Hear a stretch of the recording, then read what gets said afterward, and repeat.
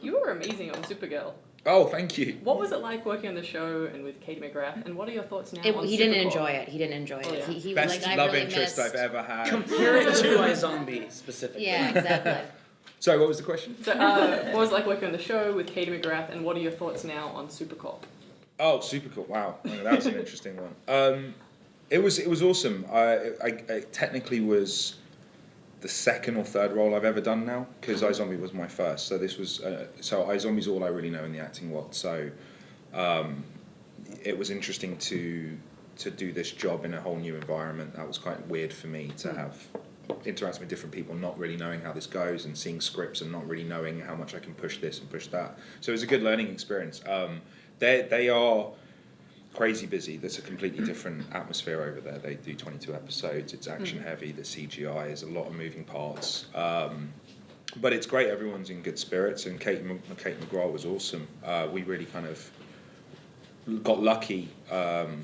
We instantly had a usable chemistry, and we had very little time to sell this relationship that we were supposed to have had. That was this big deal. We had like 2 scenes to do it in for people to go, oh, they are together. They were together. But it's one of those things. It just worked. And Supercorp, that was interesting. I try not to pay too much attention to the ships. I think they can be fun. We in iZombie celebrate them absolutely. Pavi, Rager. They're fun, and it's nice to know that people. It's like football teams almost. It's, it's people supporting that. With that one, I think that there is an element that can be quite toxic. I think that there's a lot of nastiness involved in that, and my casting announcement was kind of met with a bit of a backlash, which was interesting. And then it became racial as well, because people were like, well, but he's a man of colour, so we can't be that rude to him. And some people were like, well, we don't give a shit. So yeah, it was an interesting thing. It was interesting to experience. It showed me that. Our show in particular, like I know the rules and the parameters, and I'm happy that we have the fan base we have, because it's never turned into that. So it was a glimpse at what's working on another show can be like with fury, like that fury, that kind of that fan hooliganism almost. I guess it was interesting.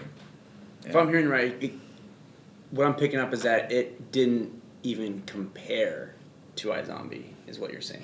Like, it's not even a close second. It's like, who cares? It's so far back there. I saw more tweets in my one episode of Supergirl than I did for like 3 years worth of iZombie. Really? Yeah, Supergirl's massive. That's it. We're gonna start spamming you. That's it. Yeah. Start spamming you. You heard it here. Yep. But by the way, just to finish that off, they are a great set of fans. They're very loyal. They kept that show. It was a big switch up from CBS to CW, and it's been accepted. And they were lovely to me after the episode. Yeah. Once it happened, everyone's like, all right, we were all right with that. They still could be in a relationship. But yeah, it was cool. Tumblr is a weird and terrible place. It is. I'm addicted to it. The first time I went on Tumblr, I saw myself photoshopped into gay porn. And I sent it to my mum. And she found it hysterical. And then Tumblr became my favourite guilty pleasure at night, just to find weird stuff. But yeah. Nice.